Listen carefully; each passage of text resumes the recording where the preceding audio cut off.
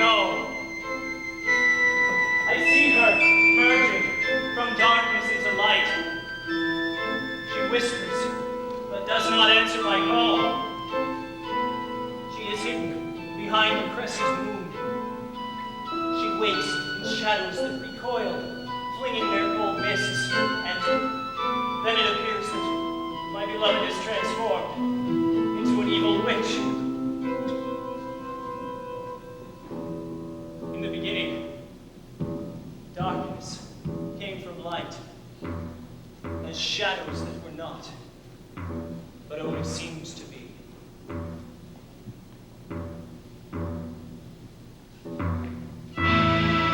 Infernal shapes of nothing, born from formless pasts.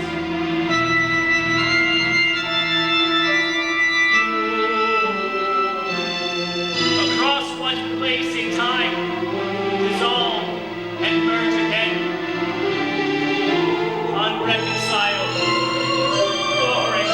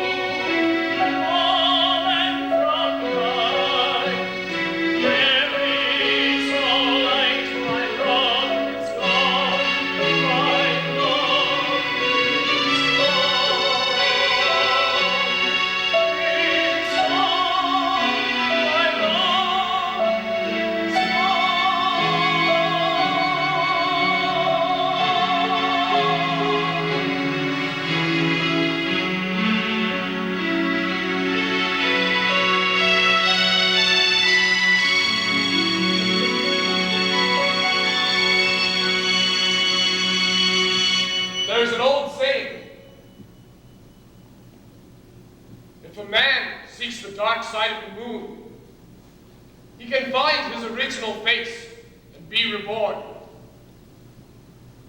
But if a man only seeks the light side, he will vanish into nothingness. But the shadows are up there. The shadows out there. And she is among them.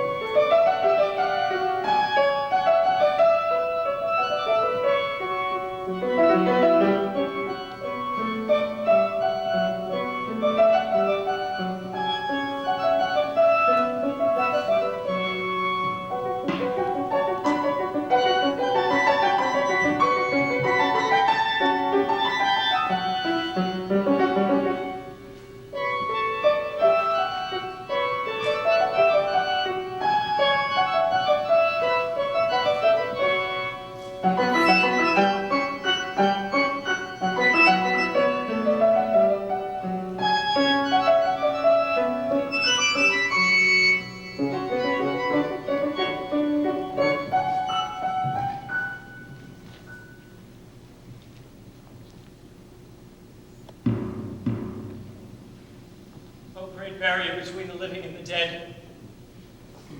What deed of mine can release her soul from this dark dream? What deed can release my misery? I must return to my sanctuary now. I will meditate on your dream secret. There may be an ancient ritual that will release you from this curse. Meet me here when the moon is full.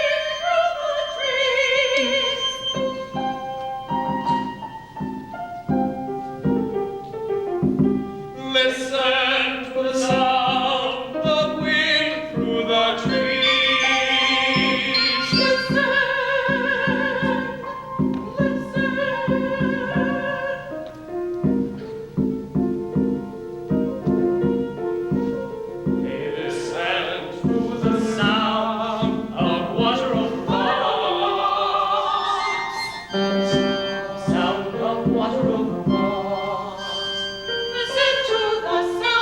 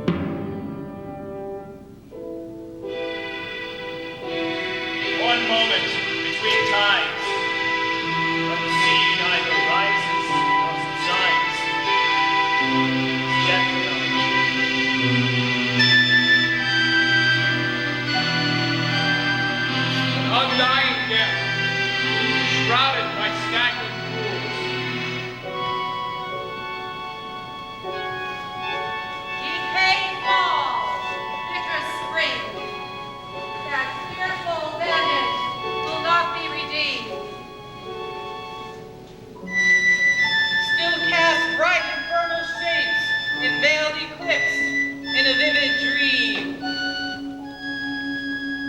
One moment between tides, when the sea neither rises nor subsides, is death known. One moment between tides, when the sea neither rises nor subsides. One moment between tides, when the sea neither rises nor subsides, When the sea neither rises nor subsides, is death known. Deep in cold picture spring, that fearful shadow is not redeemed.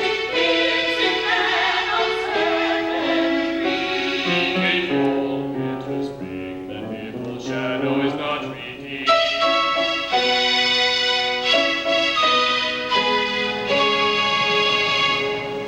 One moment between One times. moment between times, sea when neither the sea rises neither nor rises nor subsides. subsides, When the is sea death neither known. rises nor subsides, is death known.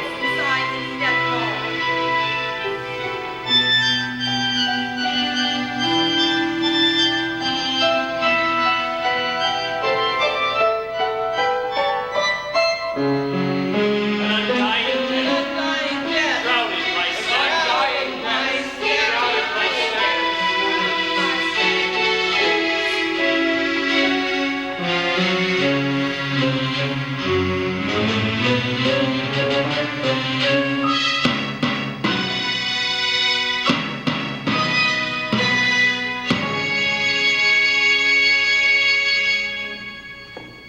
What consuming thought lies hidden here? Does the anger of lust and I shroud this man in darkness? Where is the spring beneath this stagnant pool? Where is the nourishing fountain of his birth? My heart is broken.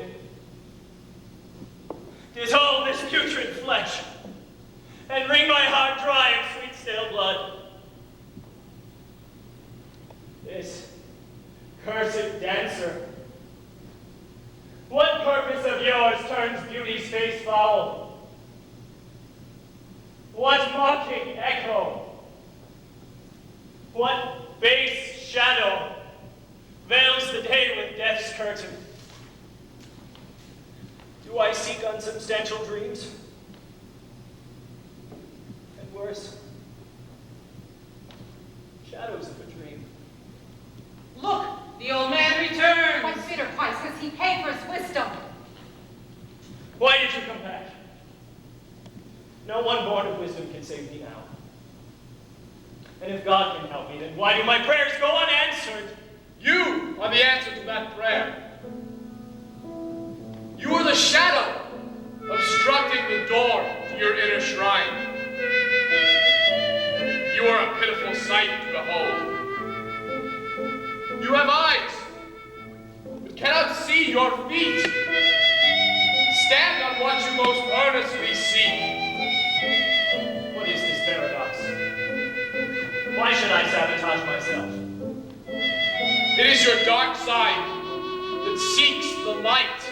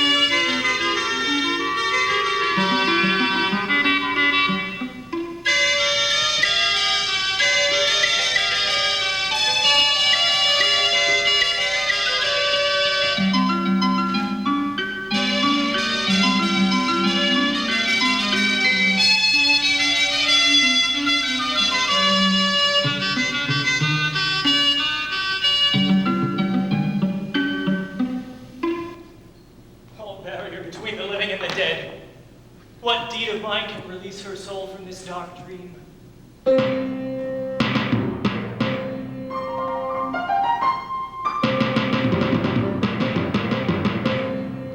Listen to the echo calls of love and heed the call of the distant stars.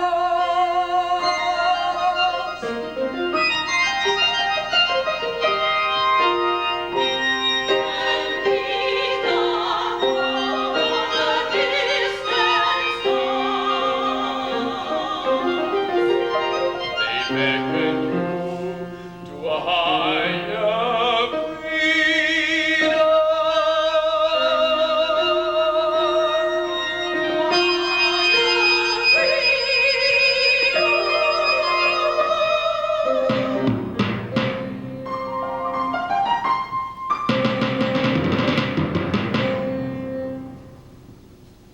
What you seek will unfold after you give her up.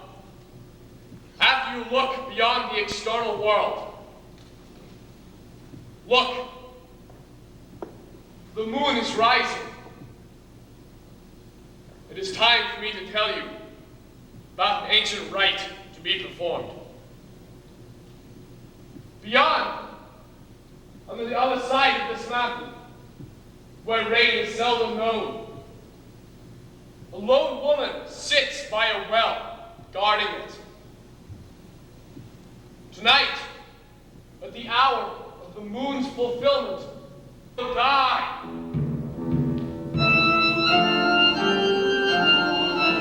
In the primordial waters of the ancestral well.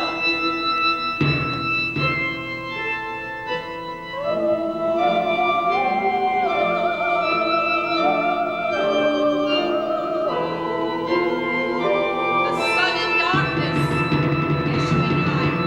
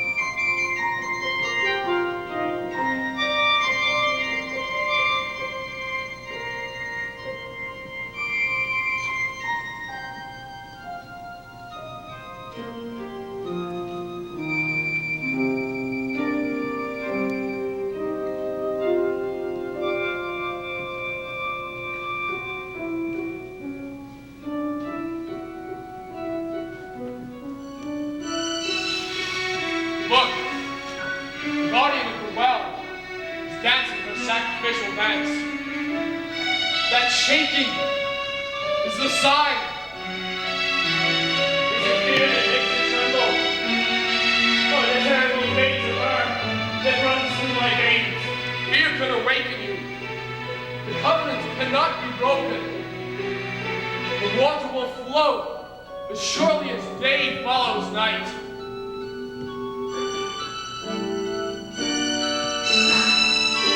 I am not afraid of you. Bird, woman, or wish, I will stand my ground until the water comes forth. And then I will drink.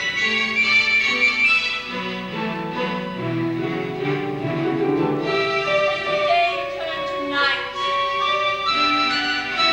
the moon, a flickering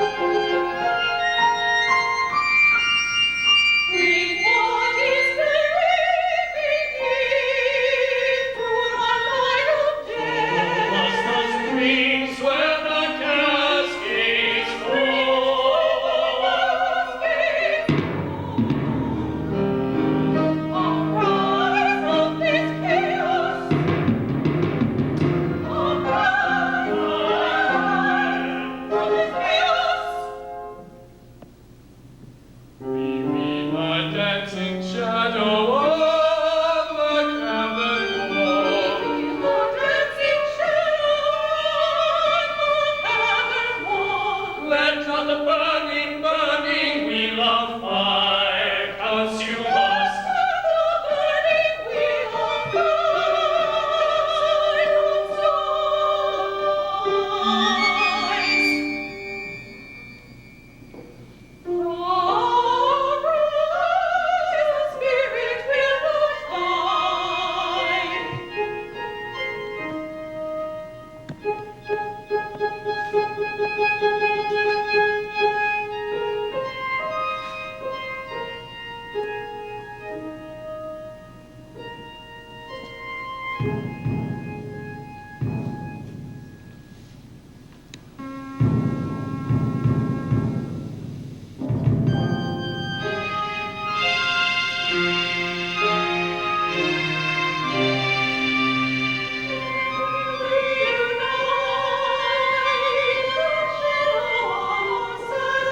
There will we unite in the fountain of our second birth.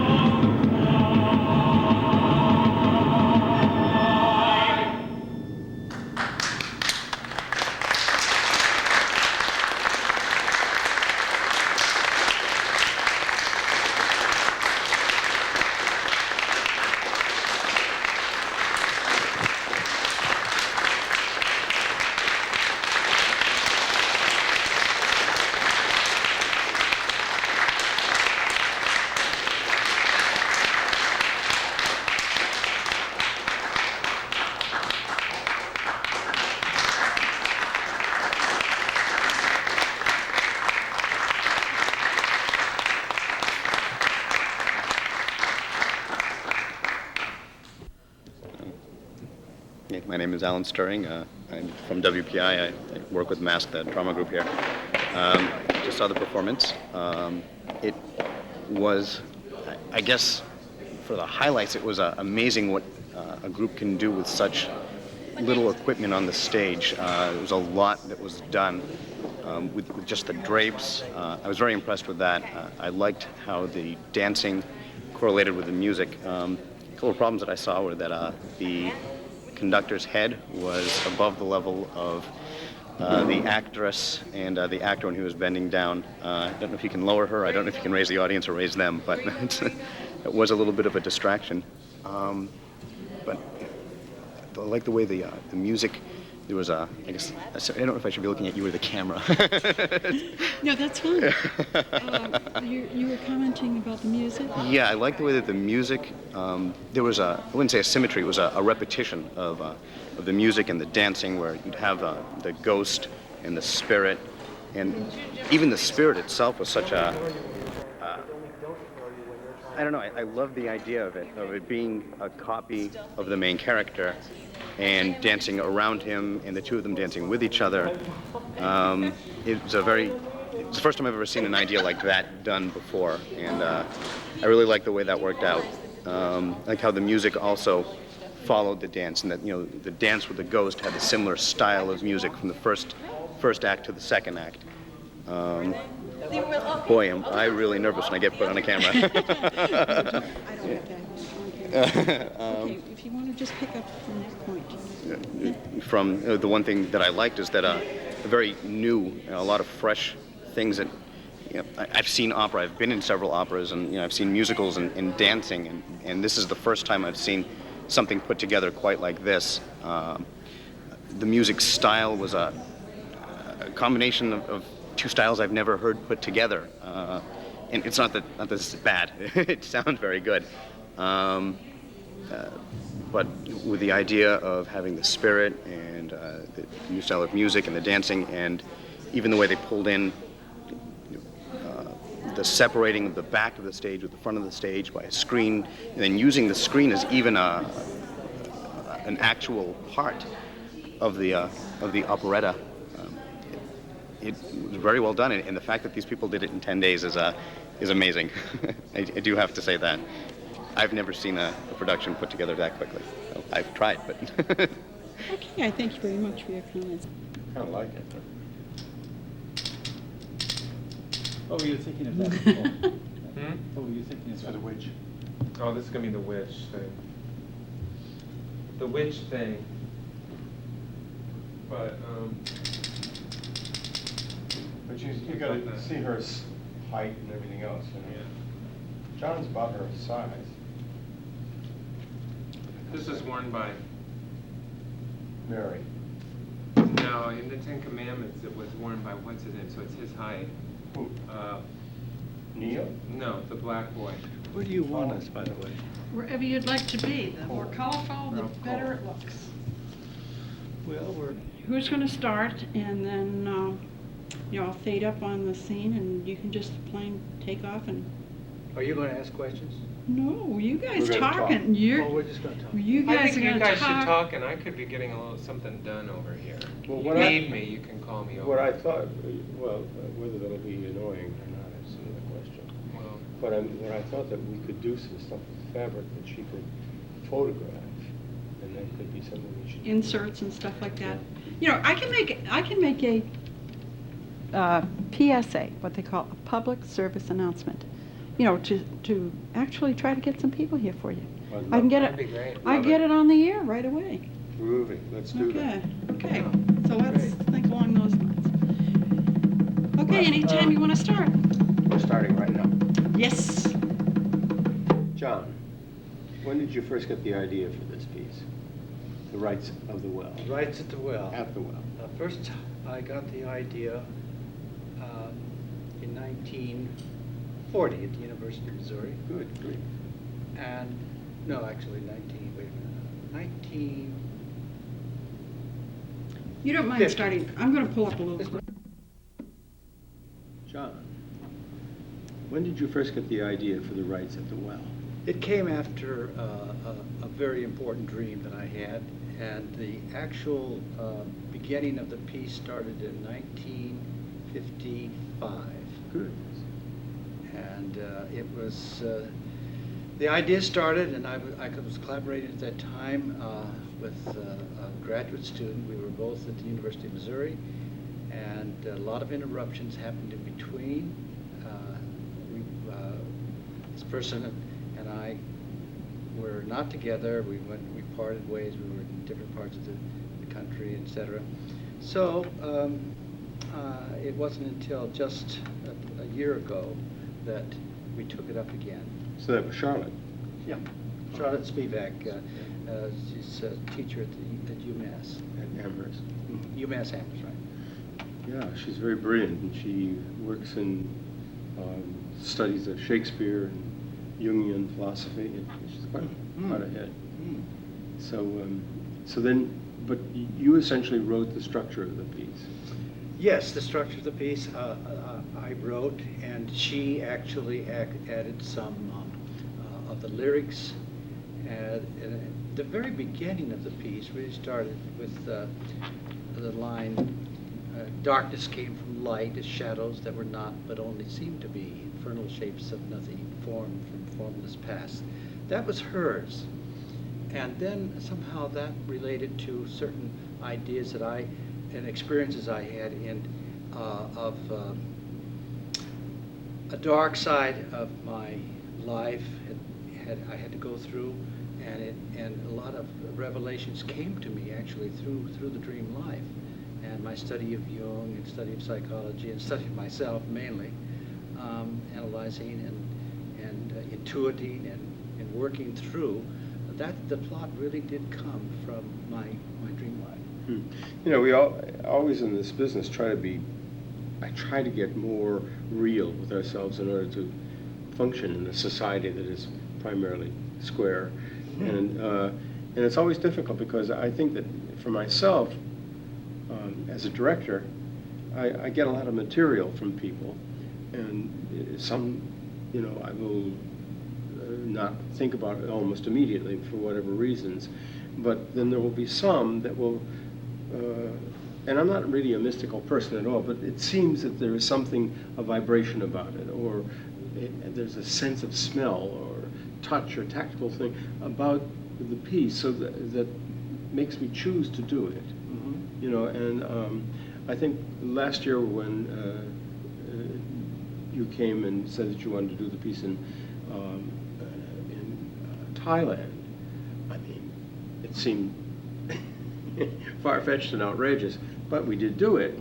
But something made me want to be a part and to do that, and I think that goes with the concept. You have an idea about something. It's almost an odor, you know, that you want to deal with, and I think that this works the same way with yourself in your writing, and you're drawn to it in some kind of. I think that is fair to say. The piece you're talking about, around the Greenwood tree. Well, that was the first, but we're now talking about the one we're going to do this coming week. The Greenwood tree, of course, was a rather big piece with close to 100 people, 200 people in it, and you know, that was great fun to do. We will hope to do it here. Yeah, we will do it here. But this piece is a kind of a smaller chamber opera, dance opera, and what we're really doing now is a kind of a reading of it, a staged reading, a little more than what you'd call a staged reading, because we're doing it not full out, but obviously when we do it again it'll be changed and things will happen. That's why we're doing it, to look at it. But the music is there. Yeah, it's a great, tremendous opportunity after so many years of working on something to see it come to some kind of fruition. And I'm very, very excited and happy that this is, after all these years, something's coming out of these ideas. Well, of course, this is part of what I'm about in the business, is trying to take pieces and put them through a few stages of development, because unfortunately anymore in this country, people put a piece on and it either sinks or whatever. And things don't work that way. You have to take something and look at it, and then to put it away and work on it, and pick it up and do it, and then put it away and work on it and put it up again. And by that time you have a piece that really works. That's the way that all great operas were made. Well, that's something lacking in our own culture. Yes. And you've had that experience. Over and over again. Working in Broadway, New York, Oh. all these pieces that you've done. So I think where you're coming from, it's something to be looked at, and I feel the same way. I really, but that actually gets us around to the point where I felt that I had to step out of my role a little bit as a composer and be an organizer, because how is this going to happen? I think that the status quo, people are mainly certainly in the Worcester area are mainly interested in the past, in past our tradition, and of course that has to be upheld. But I mean, it's unbalanced, and so who would really do this? There's no one that I know would do it. So I took it on my own shoulders to organize, and now we have a starting of a company called Paramita Theatrical Productions, and that word Paramita comes from a Sanskrit word, para meaning going beyond, and mita meaning limitations. So the idea is to go beyond some of the limitations that we are faced with in our society. Well, for me, the opera form is one of the greatest ideas that ever happened, because it combines everything. Music, speech, acting, dance, scenery, whatever. It has it all in one thing. However, it very seldom occurs, because it's a very difficult form to do. And opera companies, as they exist today, are some kind of museum form, where they have, because opera goes, over many centuries, and so in one opera house, you're trying to do the earliest operas with the newest operas, though they don't often do very many new operas these days, but they do occasionally. And the point is, to do a piece like this, you have to find your own way to do it, because there's no way that an opera company could do it or would do it. They just don't have this in their thinking. Maybe eventually they will, but I mean, at the moment you have to find a way to get it up and on.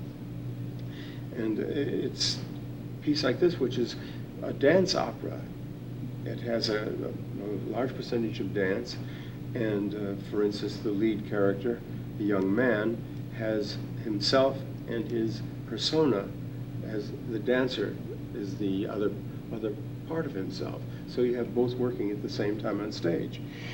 Well, I mean, this form is not a new form. I mean, this is what Rameau and the early French operas were about. They were, the incredible operas of that period. But we don't have that very much in opera today. So I think it's wonderful to step out and try to reclaim some of these forms. Not that you're in any way related to that music. It's a completely different, language. Right. But the concept is the same. Where you carry on ideas through movement as well as vocal and art and poetry. Well, one of the reasons that I chose the dance form, or it chose me, is because I was very fortunate in living in New York City, where I worked with some really great choreographers, including Paul Taylor and James Waring. And I also realized that just the work of Martha Graham and on and on and on, you could go on. The America has produced great choreographers, and that's the one. It was so revealing to me, because it broke away from conventional forms in a sense, because we had to find our own way through the body, through the movement, and I think that plus the fact, there's another factor that I think influenced me very much, and that was the dream life. My dream life was extremely volatile and a dancer. Actually, in this, I dreamed of a witch that this opera is kind of about. It's the darkness that one has to go through in one way or another to arrive at some kind of balance. And that was the case with myself, and so I think these two forces were really active and dancing. I used to dance, improvise myself, and I love dance. So I wish I would. Perhaps next time around I'll be dancing. Well, but you have over the years evolved a musical style which is very much your own language. It's like, I don't think it's like anybody that I know. I mean, it has qualities and certain styles and parameters of other music, but and it's one thing about it is it's very accessible. It's not, and yet it's totally modern, and it has these qualities. Well, how to find a form that your dream concepts and this music and the concept of dancing and so forth come together with great singing, which I think is important yes, too. definitely. That's what's wonderful about opera. I mean, also, you know, in a time when everybody is dealing with television and film and the internet and all of the different electronic forms, one has to really hold back and say these forms where you have an audience coming into a theater and working together with a performing group isn't in a way the actual reality of an organic virtual reality, that you have a situation where you are really confronted by the real thing, as opposed to going to film or television or whatever, which tends to live in a box and you take it out and play it. There's a tendency to lose touch with that concept, and even straight plays, which of course I do a great deal with, but when you get into opera and this kind of dance forms, you are taking the imagination, the dream world, much further than trying to recreate a reality like film or like a document, you know. So this is about as far from document as you can get. But it's the real document. It's the real insides. I can understand now when I was working with Paul Taylor, why he was so adamant not to have his work done on television. It's hard. It's you lose the spatial, really. The illusion of space is there, but it's not real space. And as you were saying, the reality, the happening, is what theater's about. It's not something which is second, apart from the present. Well, is that true? I totally agree, and I think that there's only one definition for theater, and I mean that takes in opera and ballet and whatever, and that is that it's a meeting in time. It's a meeting in time between the audience group and the performer group, and what happens that night will never ever happen again. You may do it again the next night, but there will always be components that are different and tensions that are different. The audience itself will be different, so the play back and forth is always going to be different. I truly love television, and I truly love film. I'm not in any way putting that down. It's just another form. Yes. And there have been very good versions of television, opera, and ballet, and so forth. And it's a form that has to evolve in itself. And I think what television does is its immediacy. You know, obviously the best thing that TV does is talk shows and disasters. Well, I don't mean that in any negative way. That's what it's about. It's real. It's happening right then. Now, if you do sitcoms and TV drama, you are sort of aping film of a sort in that kind of way. And early on in television, when you had Playhouse 90, I guess it was, where they did rehearse plays forever and rehearse the camera moves, and then they did it live in one big fell swoop. That was before they could record. You know, I guess they did kinescopes and stuff like that, but they weren't able to do recording and rebroadcast it.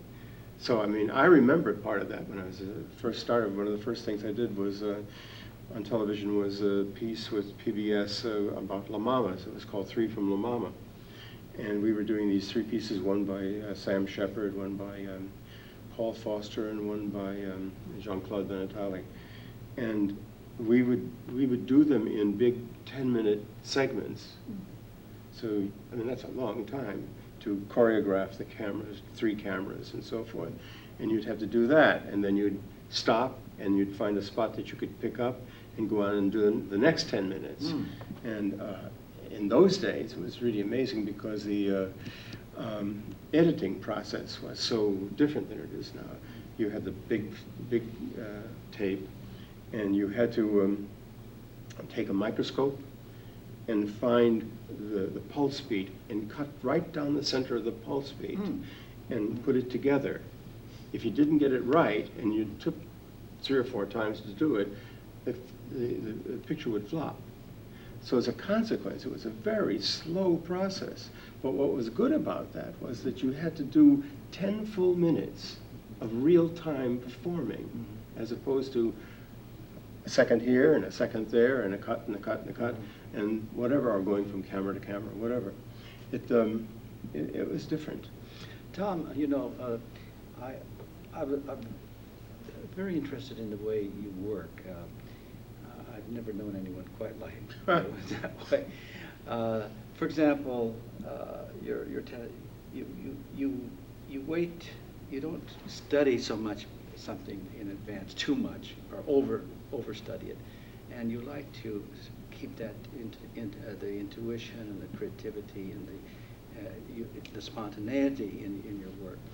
And I think you're unique that way. I have never worked. Well, there are people who do this kind of thing. I mean, it's natural to me to do that. It's very unnatural for me to overstudy something, not to let the subconscious flow when the moment happens. It's not that you don't study, I mean, because you get to know the piece and you know what it is and what it means, but it doesn't mean anything until you get it up there and leave live people walk in there and confront each other. Then you say, oh. And sometimes by being maybe a different person than you thought it was going to be, creates a whole other network in your mind. You remember the first time that you became interested in doing something of mine was when I was in New York, and I don't think you read the plot or the play. I think what you heard was the songs, and something in the songs must have struck you. See, if I'm going to do an opera, I first have to fall in love with the music. Otherwise, there's no way. There's no deal. I mean, really, you know. Otherwise, because Lord knows, I've done a lot of pieces that had music that was shallow, you know, and it's always difficult. Then you have to somehow do other things with it. But your music being unique. Not that it's easy to work with. It is difficult because it is unique and it's a voice of its own. You have to find out how to deal with that. But I first have to fall in love with that. And then if you have the idea, the kernel of the piece, and that meshes with what your music says, then I think there's a marriage there. And you look at it and say, oh, I think I could function with this. Yeah. If I can't function with something, I'm not going to, you know. No. I don't want to waste your time. Or yours. Well, you know, I always get something out of every one of these weird procedures. And this, of course, is a very unique experience because we are putting this up rather quickly, and we're really just digging in to find out. You know, in the theater, in the spoken theater, you often do readings, and there are several kinds of readings. There's cold reading. Somebody just get a bunch of actors, you hand them out the script, and they read through this thing. They don't know what the next page is going to be. And there's something great about that because their adrenaline glands get going, and something comes out that they won't be able to get back to for another 6 weeks of rehearsal. So that's fascinating. Then you do a little more prepared reading, which is you might have a rehearsal or 2 of the reading. That's particularly good when the language is complicated and different, you know, strange and not natural to them. Then we have several versions of staged readings, which are where you sort of have a half setting and just indicate things, and some kind of costuming that just says, well, I know he's this person, he's the king, and that's the villain, and whatever the piece is about. But then I always have what I call the aggravated stage reading, which is one where we take and spend a little time, and people mostly get off the books. They don't use the book, and we make a more elaborate scenic device, but it's still in the realm of reading. You haven't really gone into 6 weeks of rehearsal and like, and of course what we're doing is something similar to that. It's a very pushed reading, and people are getting off the book, and we are making costumes, and Perry Arthur is doing the sets, and John will do the choreography, and John McConville, and it will be something more than a reading, that's for sure. But it is mainly an experiment to get into this piece and see what it is, because you don't know a piece until you put it out there and you say, oh, this is what it is. This is the first part, and this should be shorter, this should be longer, whatever, you know how that works. We need this kind of a person in that role, you know, and it just explains itself to you so perfectly. It's hard to get that opportunity, particularly in these forms, because the musical form is so complicated. Well, in a sense, that's the reason we're trying. We are forming a group where we can say, okay, we've taken it this far. Now we've got to go the next step. And when people are, they get into it, and we see that they're working hard and they're doing it, and it's happening, then there is a future for theater. I think that takes the sort of futility out of the whole process of doing theatrical music. I mean, I've written a lot of music, chamber music and piano music, etc. You know, all, and sometimes those pieces go out, and other people get them and play them, and that's fine. But this is different about the theater, because there's something that is so personal, and that you feel that you have to somehow nourish that to make it happen. And it's going to take, as you say, it's not going to happen the first time. It'll happen, but it's not the end route. Yeah. Well, you know, one of my constant rants, of course, is to find ways of doing these things so that you can repeat them and see them enough, with enough differences in audiences, that you will learn and the piece will grow. I mean, let's face it, Mozart and Beethoven, all of them did the same thing with their pieces. They also created their own companies. That's right, absolutely. And so, pardon me, one of the plans, of course, hopefully, is to be able to make a circuit of places to play. So we will evolve a piece like this, or like the Greenwood Tree in this area, and then be able to play it in 4 or 5 performances around, and then it has a life. And then if somebody else wants to take it and deal with it, that's another question. And then they give it another life. So it's so frustrating to do a piece and get the thing done, and it's over with. Everybody shakes hands, and you never hear from it again. Yeah. And that's so much of what goes on in this country, because mainly there are people who run theaters who are not in the business of building theater, they're in the business of putting on shows. And at the end of the year, if they have a sizable list of things, that's their credit. Is that what you meant by real estate? That's real estate, Yeah. of course. And the real estate and theater have meshed, and Broadway is exactly that. And as a consequence, when you open the New York Times on Sunday, I don't know what decade you're in, because everything is a revival of something or other. There's no new material, or very little. That can't be. It doesn't work. Well, maybe we should demonstrate some of our other things to you. Oh, great. I'd love that. So we'll probably do it over here. So Okay. you've got enough there? Oh, yeah. Just see what we can get this moving.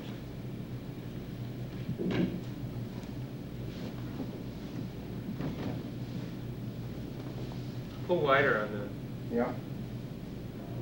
kind I think I get it close. closer in.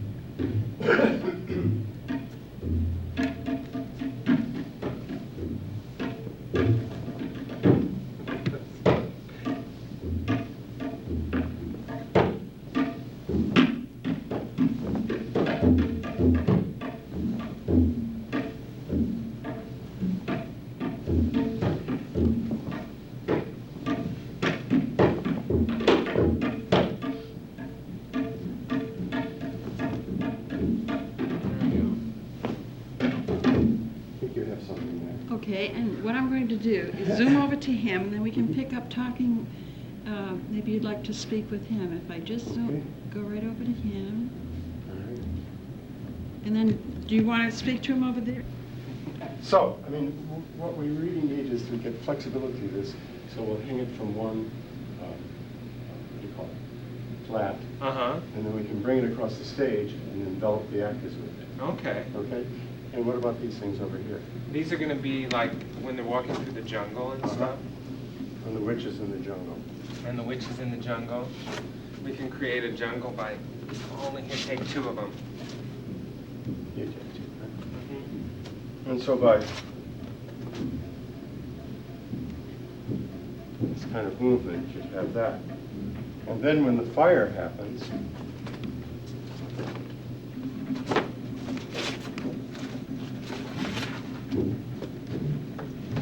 Yes, we need to put handles on the back, of course.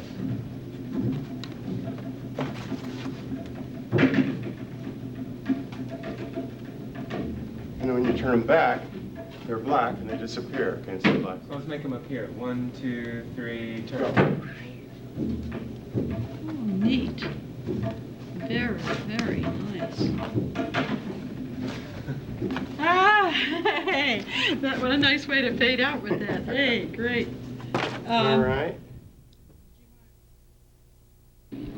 So I can insert it better. So Perry, Arthur Kroger, And Tom O'Rourke.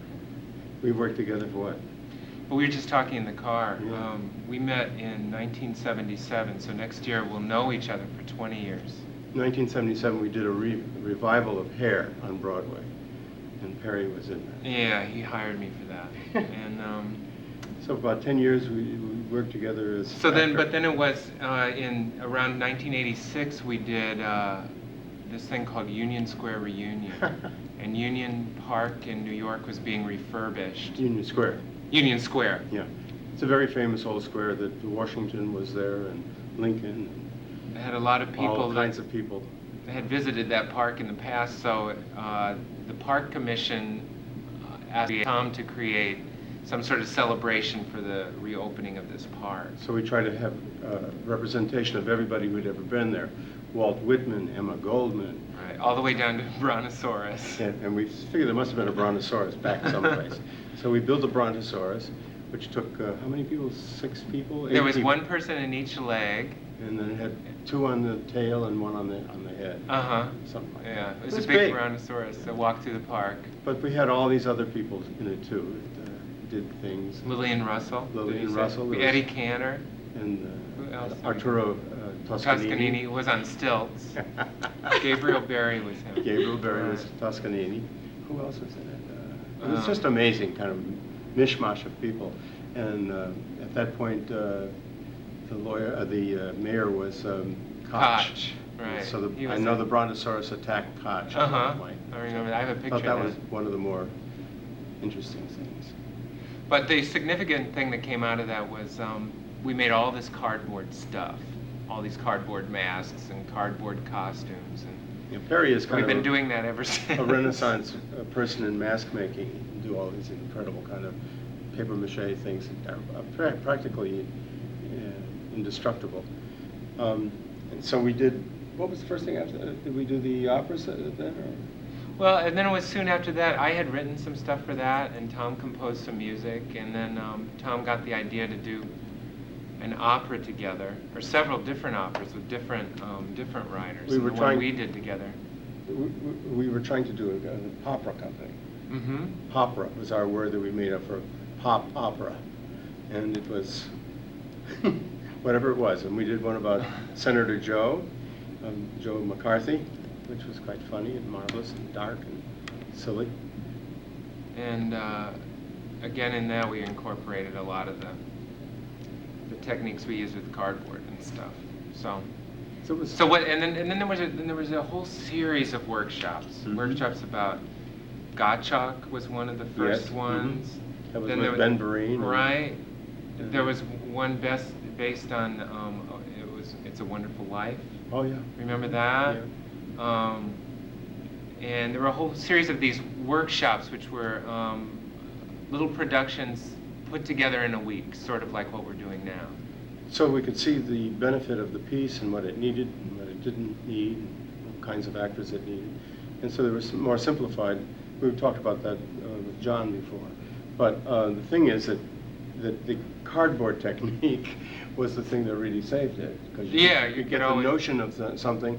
And for $100, you could get a good notion. You could make a demo for $100. Right. But and this workshop technique has been something that we've done over and over again over the past 10 years, and it's always been meant as just a very preliminary first step. And I think in relationship to what Tom was saying when I walked in here about how these things go, unfortunately, few of them ever made it beyond that first step. Well, it just isn't in the nature of the way things are handled now to take things and redo them and redo them. And you have to do a piece at least 3 times before it's a you real get to the magic real number. thing. It just happens that way. We've done some things like we did Idioglassia, Right. which is a play that the movie Nell was based on, and we did it in George Street Playhouse in New Jersey. And that was a very full-out production where Perry was allowed to make real scenery. Yeah, it was made out of wood that time, foam instead of cardboard. But it was, well, we've done a lot of that. It's been wonderful, getting that together. Yeah, I think we should write a book Yeah. to show how to workshop a production. How to do a Gotterdam room for $100. Gotterdam. What are those books that are like Rome on $5 a day? That's right. Hey, that's it. That's Theater on $5 a day. Yeah, there you go. So. Oh, I just ended with that.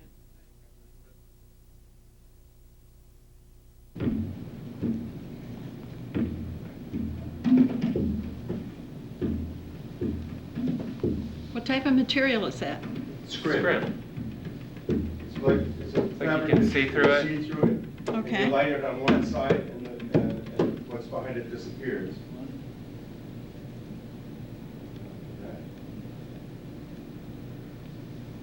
So Perry, do you have any idea about the size of this? Yeah, it'll be easy. Is this the Gather long? it together. Yeah, you've got one end there, and I've got the other end. You just fold it very carefully. After we did that Perry Croker show, Yeah. last time it was used. You sort of get all your. Tom, did you get Neil's message? No. I told you that Neil called. That you called, right? Yeah, Is that a he new told- call? He told it the second time, and he gave a number to In call. LA? Yeah. Okay. Not much is going on, apparently. Apparently, well, why is he out there? Because he was. He said he would come back. How long it is first. Okay. Wide it is. Is that the? So it's made like Is it this. a square or is it a?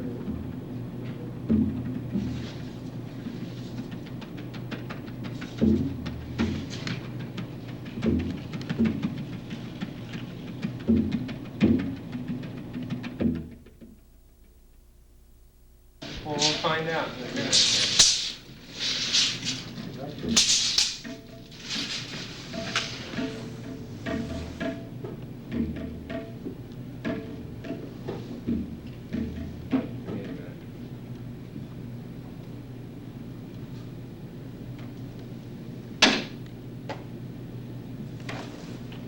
Yes, it's a lot shorter this way. Uh-huh. Well.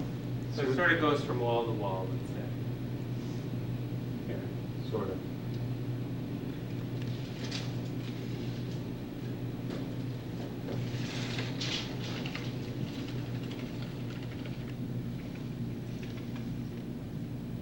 27. It's So just it's pretty much almost a square. So it's big enough to cover that hole back there.